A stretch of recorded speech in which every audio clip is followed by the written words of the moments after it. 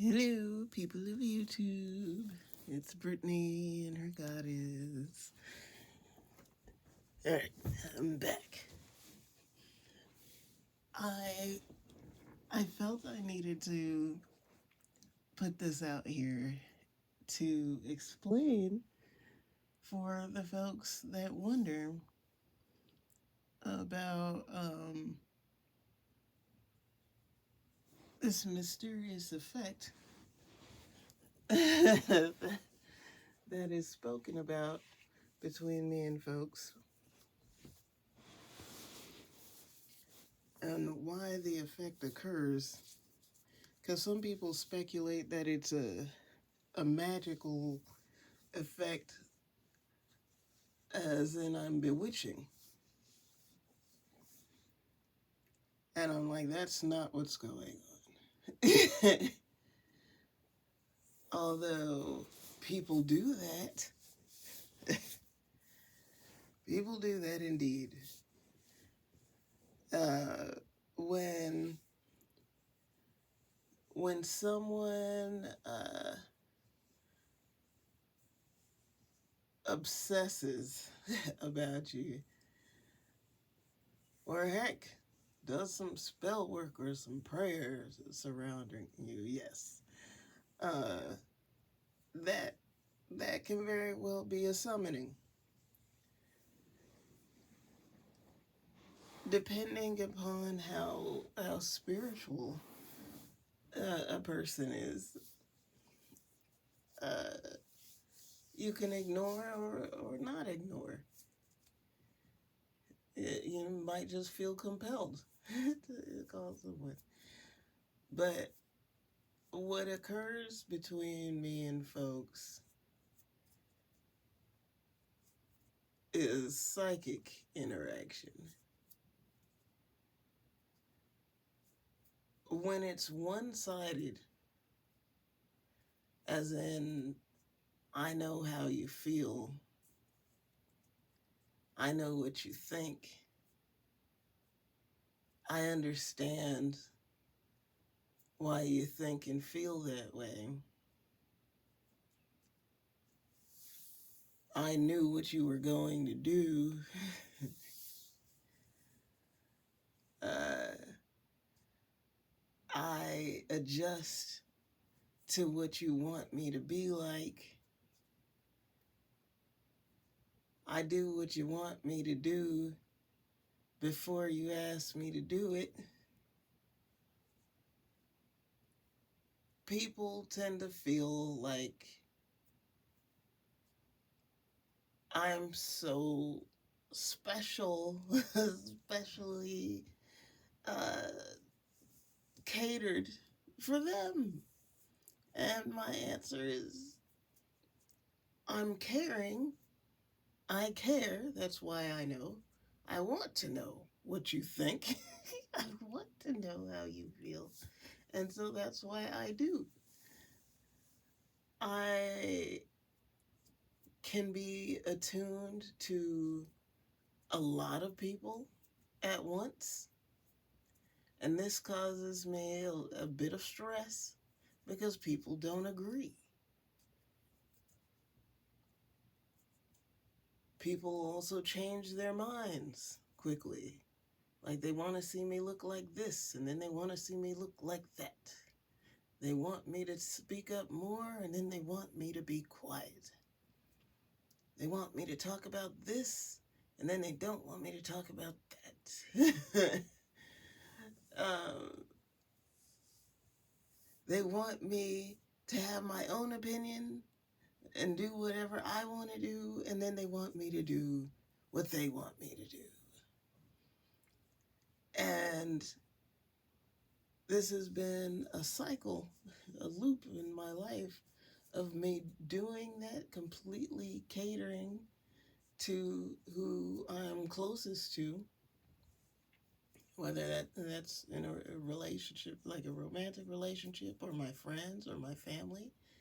Me catering to eventually, there's like everybody, they say like everybody needs someone to lean on. eventually there comes a day when I'm just like I need to talk. Can you listen to me? Or I feel some sort of way. Do you care how I feel? Or today I want to do what I want to do. Do you want to do what I want to do with me? And the answer is no.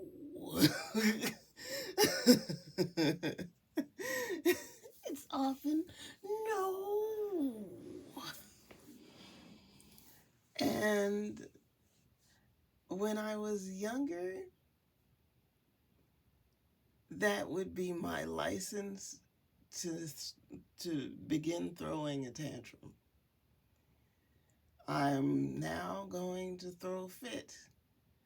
Because do you know how long I've been doing what you want to do and saying what you want me to say and looking how you want me to look? I quit. I quit today. I won't do it anymore. It's a fit from me. And the person is shocked. And for however long it takes, usually not too long, because it's quite enjoyable having someone cater to you, so they're gonna miss it. Because I trust that I've been planted in my life specifically for a reason. So it's no coincidence to me that the people that I've been closest to throughout my whole life are people that have never really been heard, never had someone willing to listen. Or if people would listen, they didn't understand. Or if they heard and they understood, they still didn't care. And maybe they knew what a person wanted to do, but they didn't want to do what they wanted to do, ever. And so to witness me, it's just like, wow, how wonderful. And it's just like I'm just a miracle.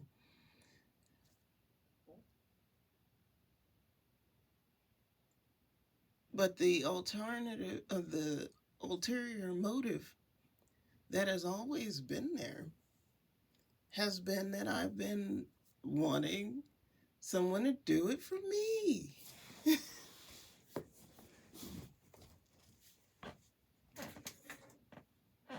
It's been like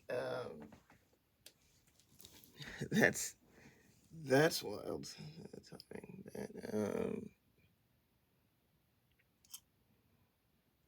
It's been the hope, the wish, the prayer that it's going to be done for me. And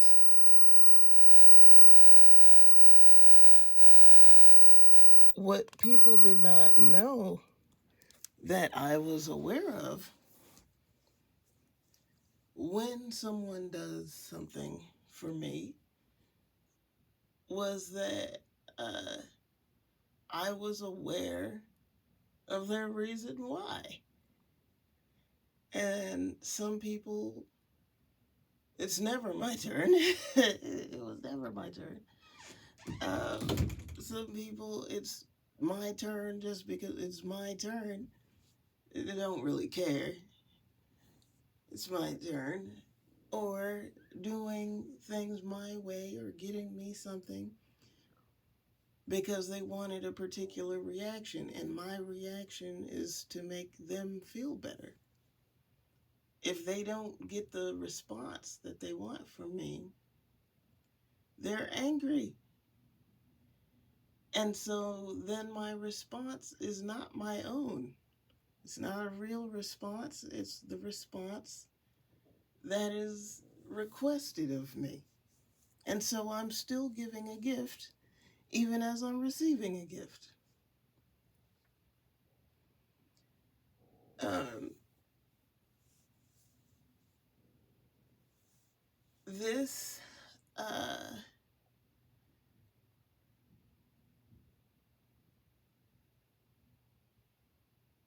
this started changing a couple of years ago,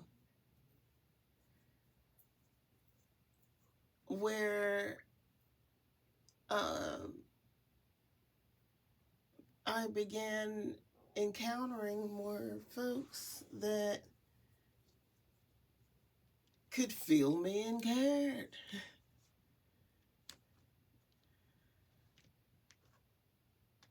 because they just did.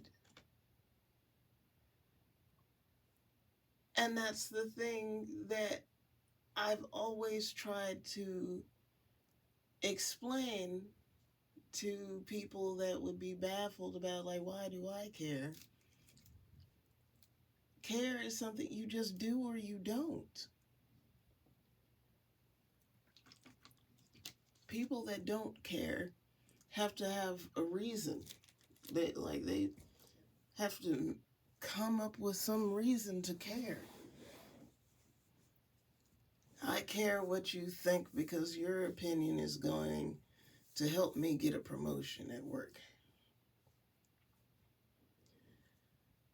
I care what you think because you're a fashion icon, and if I follow your advice, I too will be known as fashionable.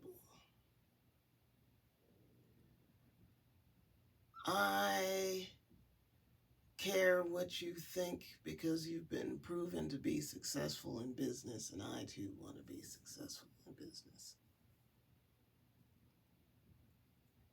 People, you're like, why do I care what they think? Well, because I care about you. I really don't give a crap about this, that, or the third. But I want to know what you think because you thought it. I wouldn't just be listening in general. I'm listening because you're speaking. And so don't waste my time. Um, don't play around with my time like it's worthless. Because that's another thing that'll has been known to cause tantrums in me.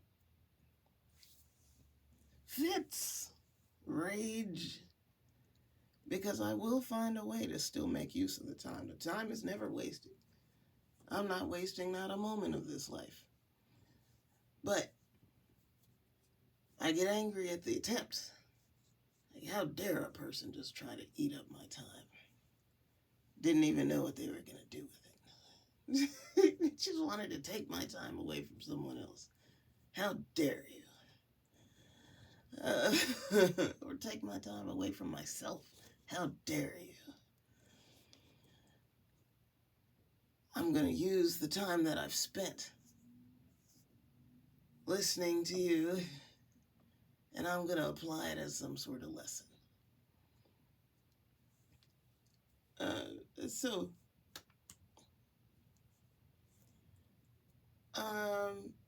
yeah, it's like my soulmates, close range soulmates, and longer distance kind of soulmates, like school soulmates, work soulmates, people that have been pivotal in life. Um, excuse me. Um, there was a recognition on their end that I was someone special. They might have thought special in general or knew I was special to them. But on their end, that's what they knew.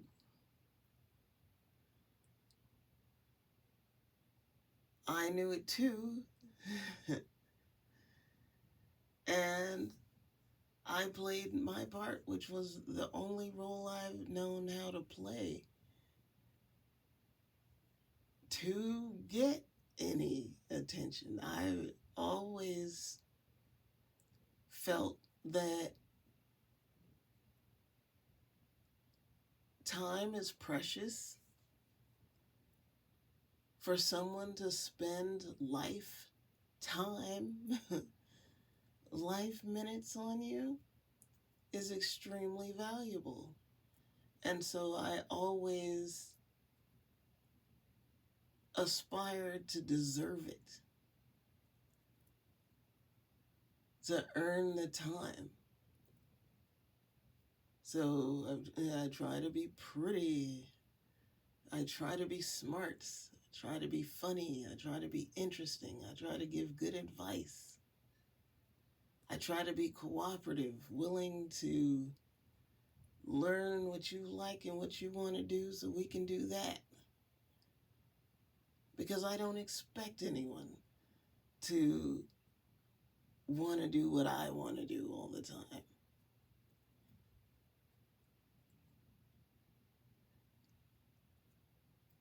I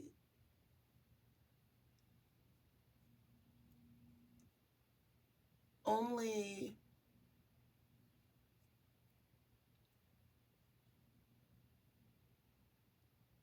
witness it as one-sided and become aware when I ask for myself and I'm told no.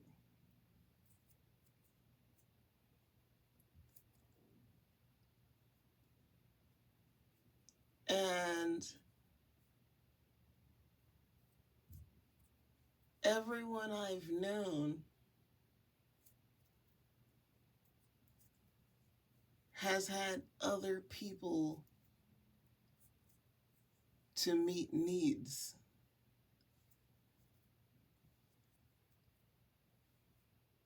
It's me that tries to be the all-inclusive package. You can come to me for anything. I try to be everything.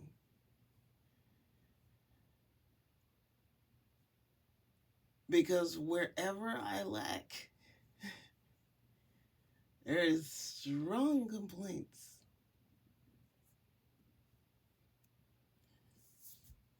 So that's me clearing up the mystery of like, what is it about that Brittany there? It's that I have a sense for that.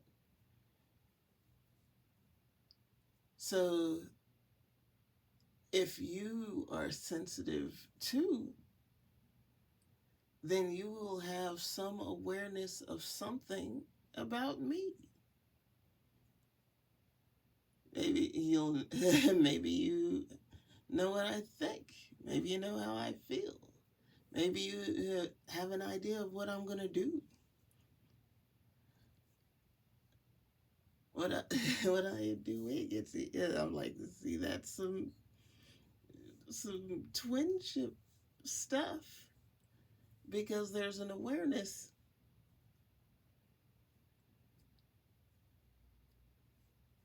But awareness does not mean helpless in choice. I'm like, so that's a thing. Where some might speculate that it's like she's got the wicked witchcraft on him. No. He could fight off any witchcraft that I wanted to project if I was so inclined. But it's awareness. He can ignore me. You don't have to pay me no attention. Zero. But he's aware.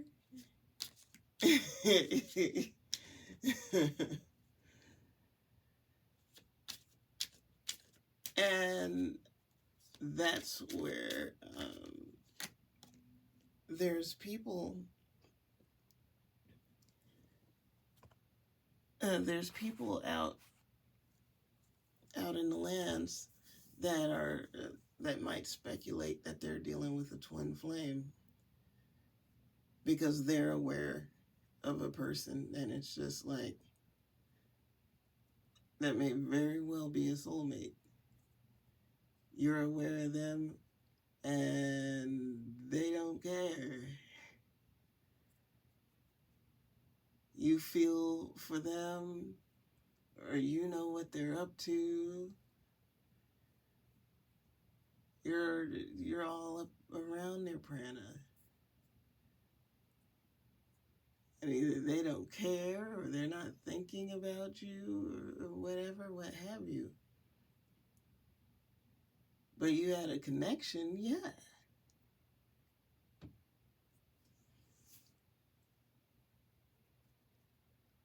So, I'm careful with the thought bubbles about past folk, because I'm aware that for them to be part of my soul squad, especially, that there is some sensitivity and an increase post connection. There is an increase in awareness, and so any thought bubbles, either they were thinking over here, or I thought over there. And if it turns pleasant, if it turns into an opening, there will be a contact. And I'm like, I don't want no parts.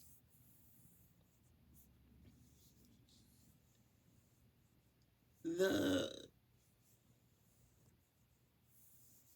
the going back and forth ruckus is ruckus.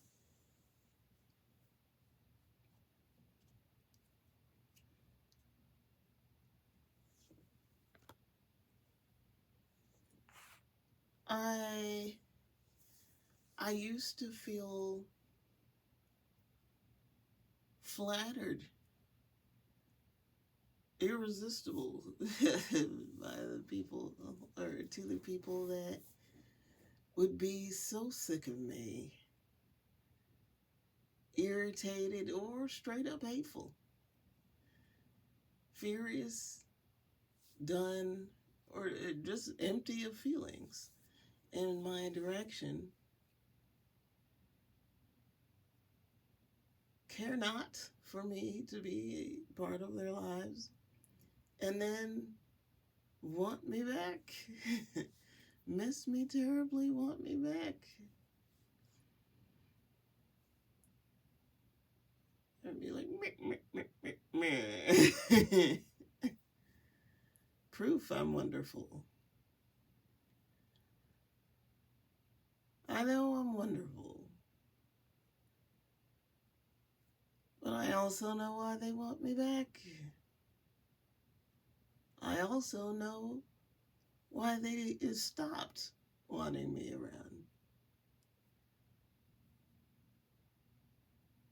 Eventually, it becomes uninteresting. It becomes boring to be around someone so agreeable when you're used to drama / crave drama.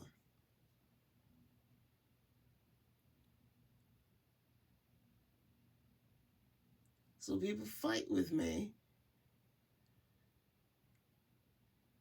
until I don't want to fight anymore. So it's just like, oh, okay, you want to fight? We'll fight then. Eventually, they're just like, what the heck? When do you want to fight? Half past never.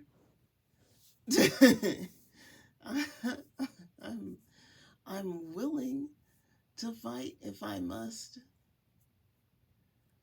But why is a fight necessary? If if you care how I feel and what I want and what I think, and I care how you feel and what you think and what you want, the care and thought and all of that's mutual, what is there to fight about? Either sometimes it's my turn and sometimes it's yours, or we're going to be able to compromise all the time.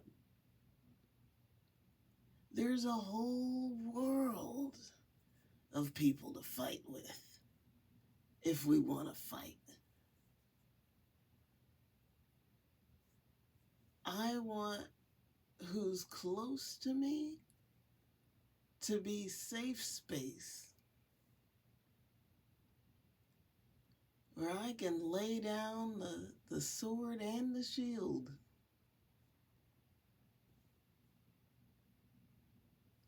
knowing that I won't get stabbed in a bad way.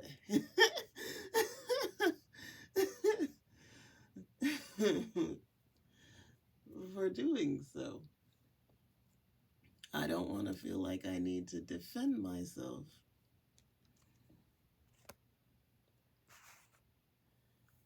And I'll take it a step further and be like,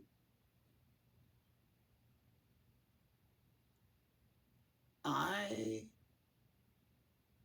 expect some of that fight to be reserved for me against the world. I'm like, any fight we got that we would use on each other, let's use it against people that want to fight on either one of us, because we know each other the best. So and so said this or that. Well, you know what's true and what isn't true. You know the best parts of me, and you know the explanation for my ruckus, and you're in a position to be opposition to me. So you can understand where they're coming from and annihilate their point of view. Run it down. Because you know where they're coming from. And be on my side.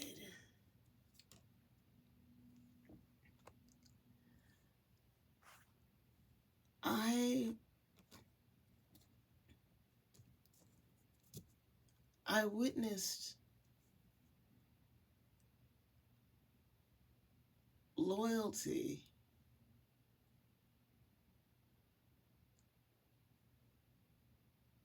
in a soulmate along the way that was unwavering, but there was no sense of correction if I was wrong.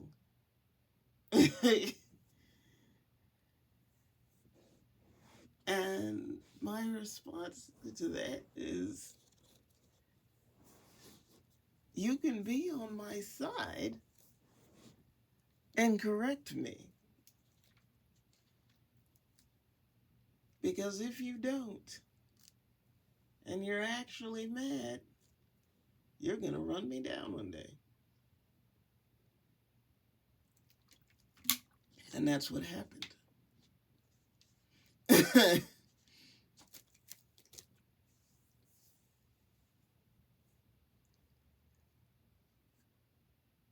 Enough rundowns to realize that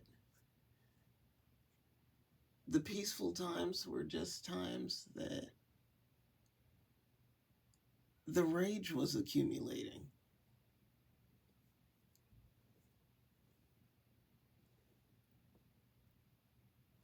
So, as I haven't heard no other people talking about twinships and twinship relations express this. That's why I've said, and I'm like, I think us Aquas. I'm like, and this is not for Aquarius Nation. I'm like, this is not for the whole squad of Aquarius. This is specific me and the mystery. I'm saying that for me to witness him moving through some variation of behavior or wording that was someone previous or some other person in my life, another soulmate. I'm like, oh, we working stuff out. So if he's doing it to me, I know I'm doing it to him. And I'm like, how we respond to that is different.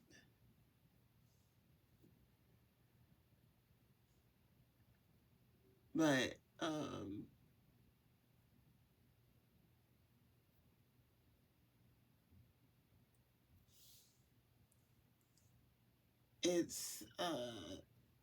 it's wild stuff.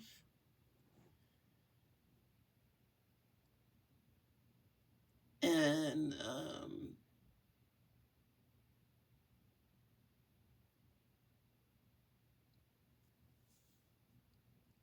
only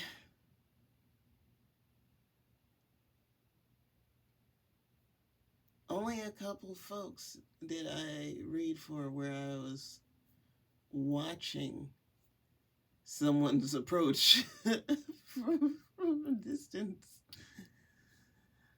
And real thrills when it came to fruition that there'd be progress and whatnot.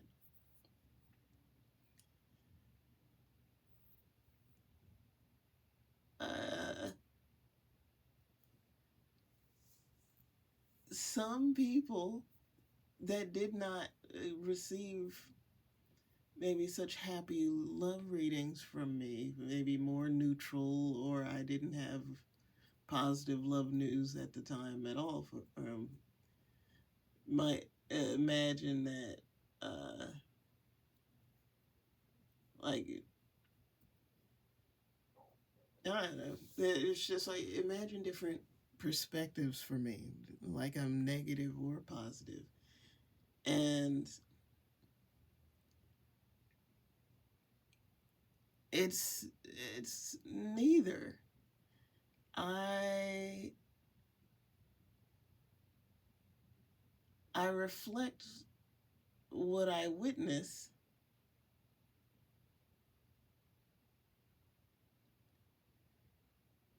and what's projected in my direction. When I'm reading for other folks, observing something, I'm picking up on how the folks would see it.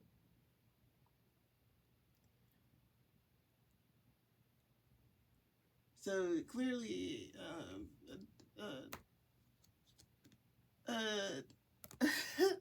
Twinship Challenge is that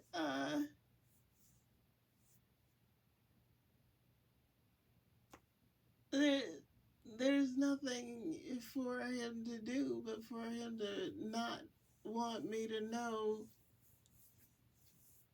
how he feels for me to be unaware. So, it's really had to be expressed that in times of blank, blank slate?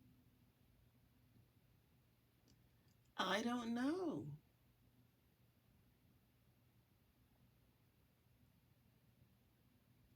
How do we know feelings? And I'm just like, this is an interesting thing because here's some psychic intel that I'm giving. People think thoughts. Sometimes that can be any manner of thing. You could be thinking of your to-do list. You could be thinking in a conversational way, what you would say to somebody. Uh, you could be ruminating on the past. You could be cussing people out. You could be thinking all sorts of things. Or you could be thinking about how you feel. Or you could just feel how you feel and don't think it in words. It's just emotions. I read for a client that was seeing a cancer man, and his communication style was emotions and visuals, sometimes words, but mostly emotions and visuals.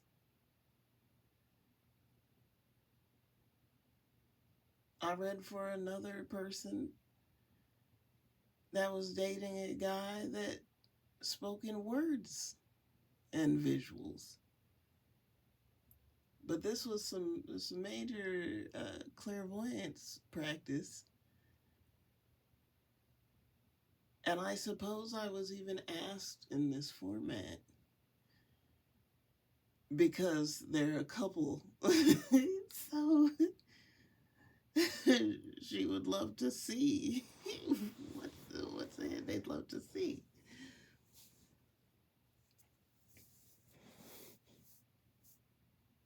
But um, everybody has their challenge area because if they thought in words and received in words, then they could puzzle that out without getting a reading. An issue for me has been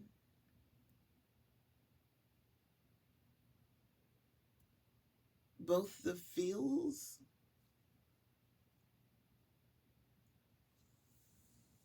and the visuals for myself,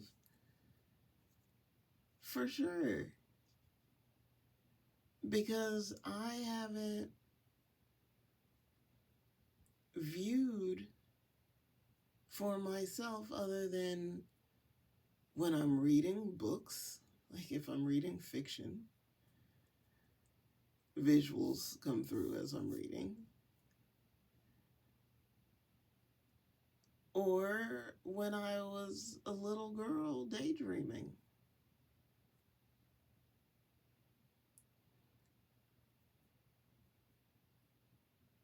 I'll say I daydreamed, like did visuals up into like off and on into my like early 20s, but that stopped.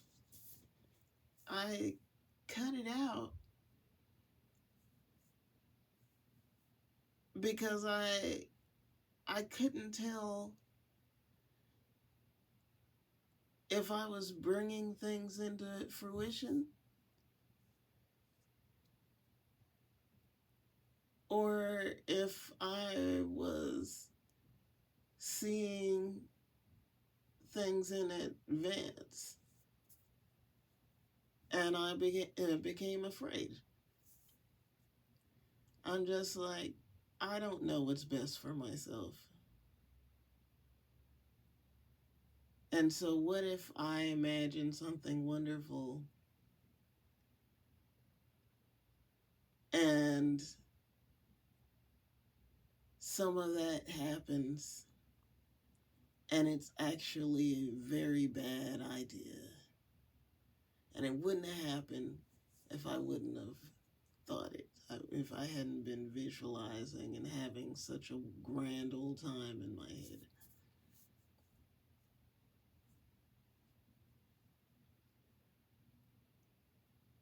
But as I've been stuck in a living a Groundhog Day situation in my life for a time now, for the most part, I really don't have. It's not often there's a surprise day, which I'm not saying that I gotta be surprised every day, but I'm just like I'm a person that does ruminate or reminisce often because I don't want to catastrophize. I don't want to imagine a worse. I don't want to imagine wonderful and be off either. So the frights. But anyway, yeah, getting stuck. And the advice is to visualize. And the realization is that we are all, this is not just a twinship thing, we are all, collectively manifesting, collectively dream.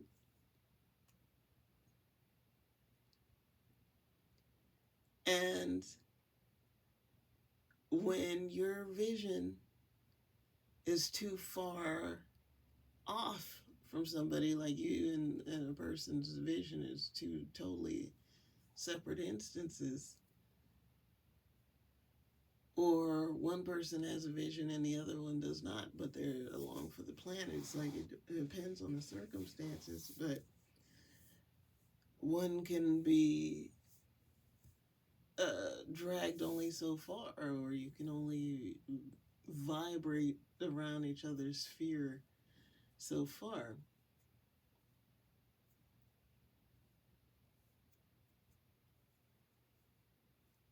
This is a alignment kind of thing. It's like the magic of people meeting. Now the people can have totally different plans or reasons for being at a certain location at a certain time, but the circumstances aligned so that they would meet at a certain time, at a certain place, in a certain way.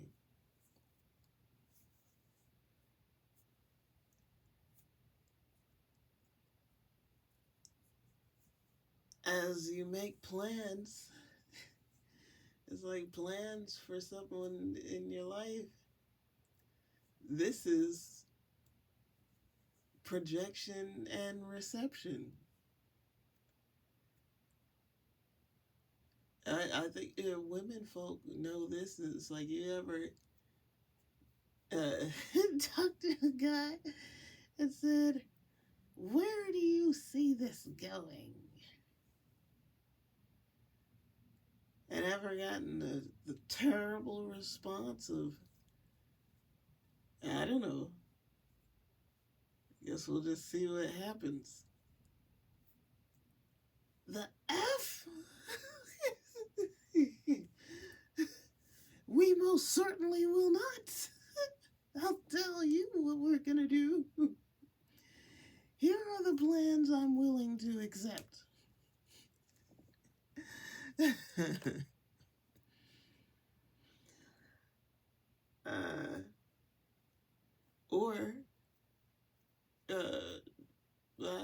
by a flipification, women folk. You ever said you're down for whatever, and then realized that you were being steered into a swamp? You didn't like where he was driving the boat, but you said you were down for whatever. You like that about you. Um,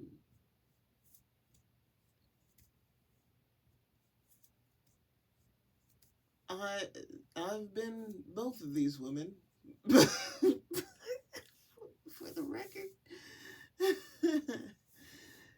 So at this phase of my life, and I could say that both outcomes I was not happy with. So I'm saying in this phase of my life, I'm learning, living balance and cooperation, and cooperation, not complete compromise on my end. Not complete compromise on any other person's end. It's called either sometimes, and we switch back and forth, or we come to some agreement.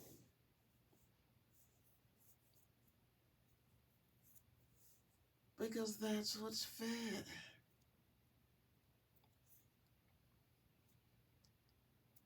And there's enough people on the planet. I think that this is what some people get afraid of.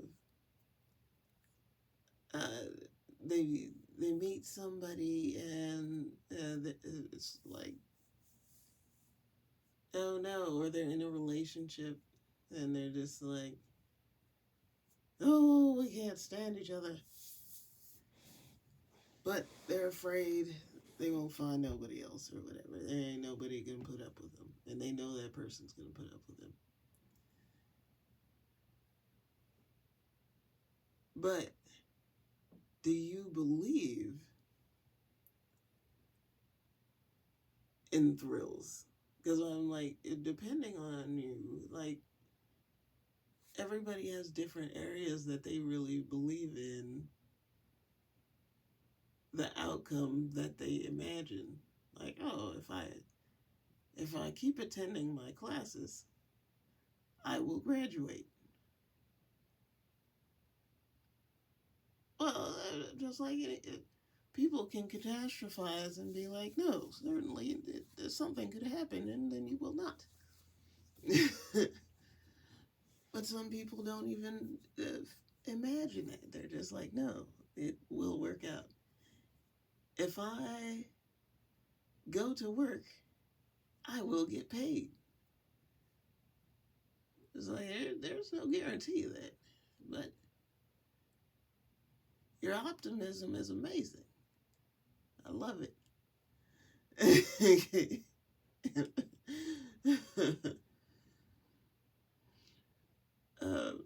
But when you've experienced certain things or witnessed, it can alter your optimism. Yeah, like it's quite possible that there is no love match for me. Just gonna be a lonely gal, a lonely guy for the rest of my days. Or a miserable soul in this miserable partnership there for the rest of the days. Well, what you can imagine is what you can receive, because I'm just like, it's actually a projection, a plan that either you're formulating or you're receiving if you want it.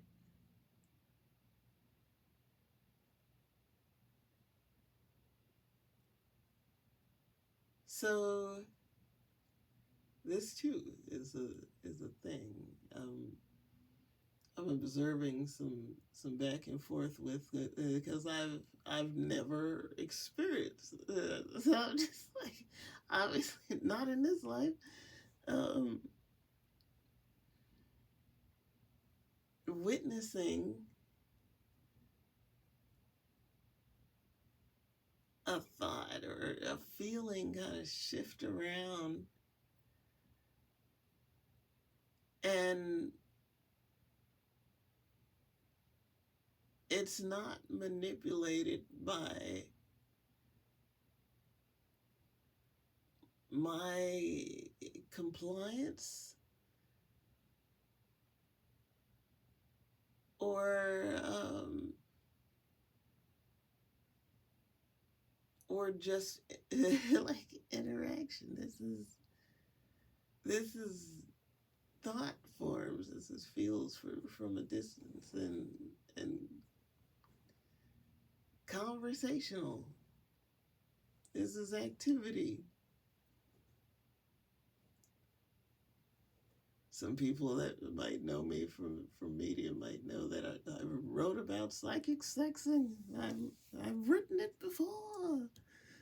This is one of those sexy chats that I mentioned.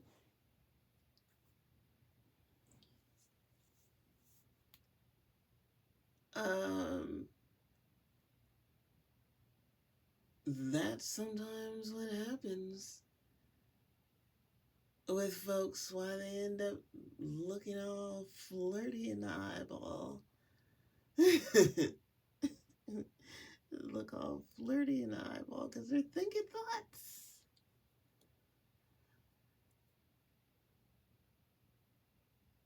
And although I've always felt it when someone was thinking sexy thoughts, as they would eyeball me and whatnot, this is the first time in my this life that I get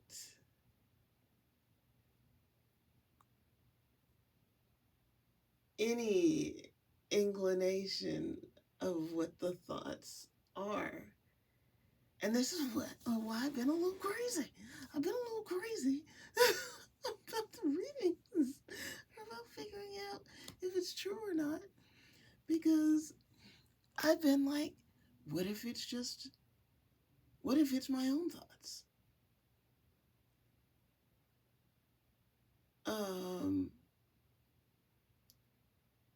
But wouldn't wishful thinking not be a surprise to me? Like, I know what I think. I know what I want to think.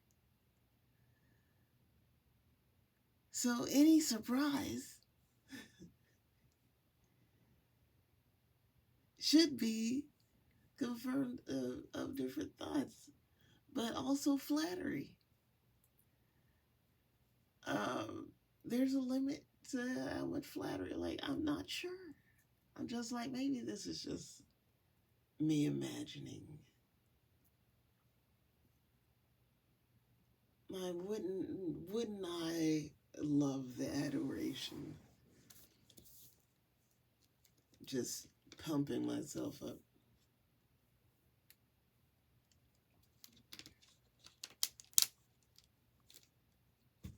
But what has helped is the occasional good-natured freaky reader that does a sexy reading and says some things just enough where I'm just like,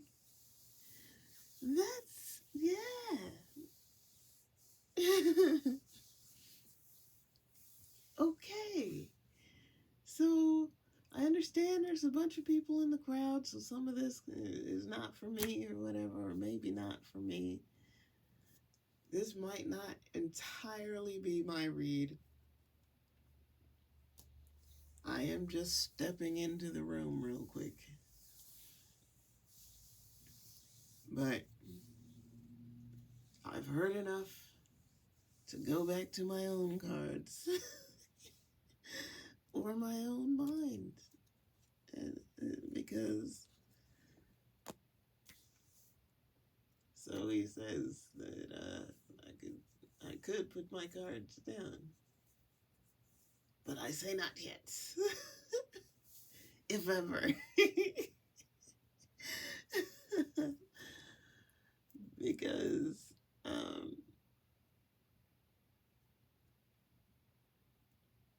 we're different in that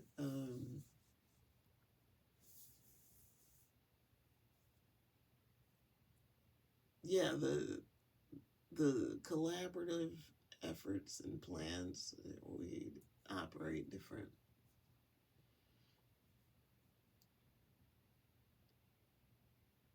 And even though I've spoken about astral travel some,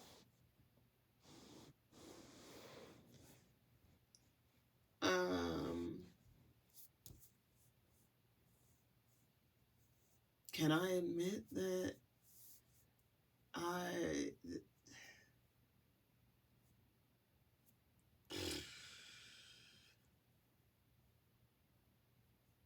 some things are difficult.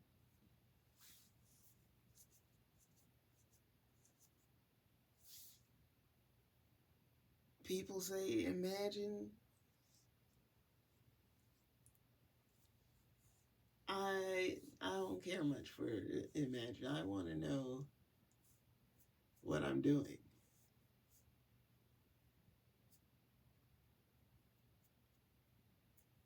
Want to know what I'm doing? Want to know the outcome?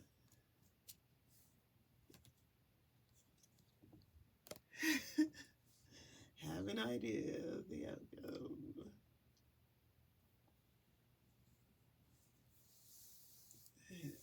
You have to receive the thought rays is a wild thing. Okay, so anyway, almost at an hour. The main things that I was hitting for this memo. If you tune into me, you've got to have an interest in psychic stuff at least. But probably have your own proclivities. Be aware that all people growing in their sensitivity have their proclivities, might share one or a few with you, or may not. Use your proclivities to gauge care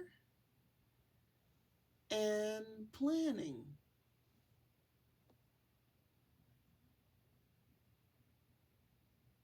Because it's one thing for a person to have some awareness of you. There's also another thing to mimic that awareness. Like an example that just came into my head is a person that it always seems to be where you're at or shows up when you're going to be somewhere. That can be them having a sense for you being there,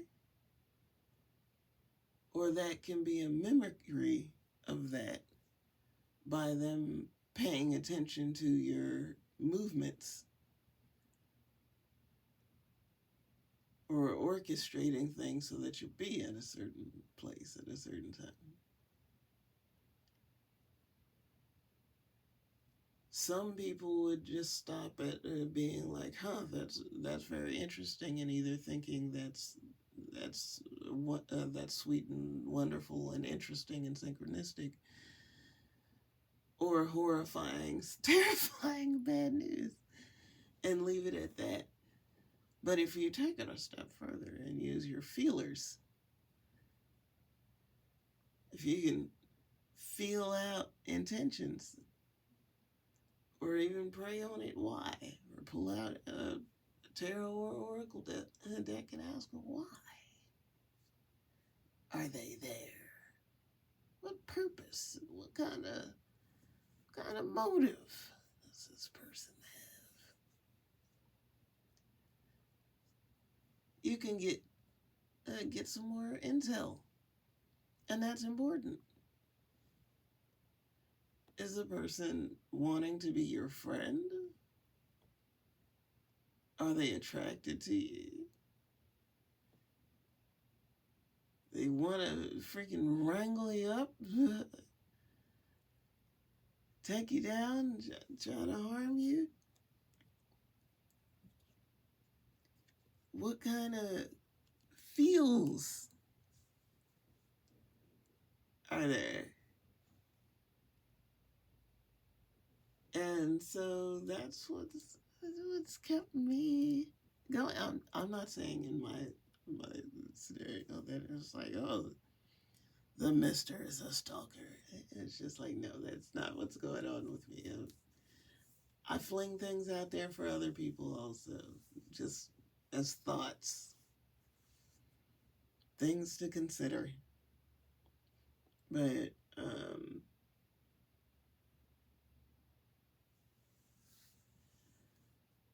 I'm aware of some things. It's like with all this reading, some people could think me just stalking, just that's what I'm doing all day. It's not like that. It's chit chat.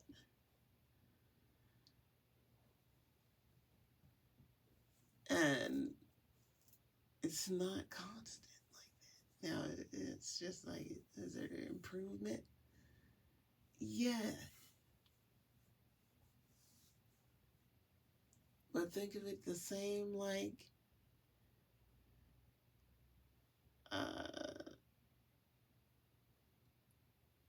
people do with family members that have transitioned. Speaking to the Lord. I'm like, that's what I'm doing. And working on my honesty. Because again, when one has catered, and I'm not the only one on the planet that is like this or has done this. People do it all the time. It's just that they might have varying degrees of awareness. They might need to ask, which I've read for. I don't have a problem with that. But people might need to ask or conduct research to figure what a person expects, or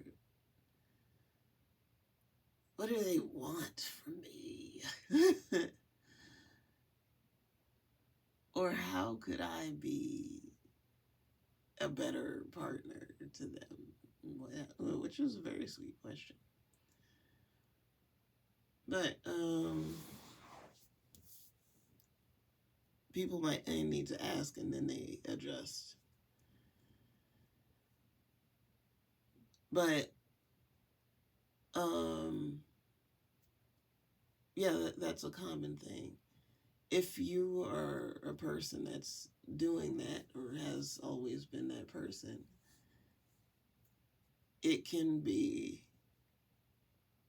a foreign concept to be inquired about to have someone be like, well, what do you want me to do for you?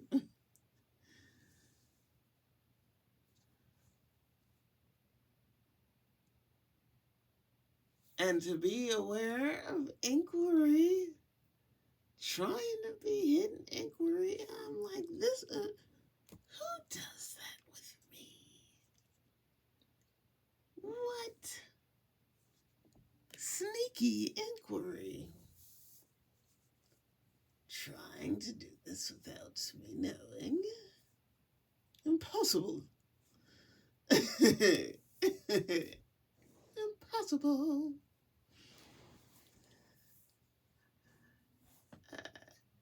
Anyway, yeah, I've gone on long enough. If you hung in with me through this video, I appreciate you. If you made it this far, I'm sending lots of love your way and many blessings on your journey. See you in the next one.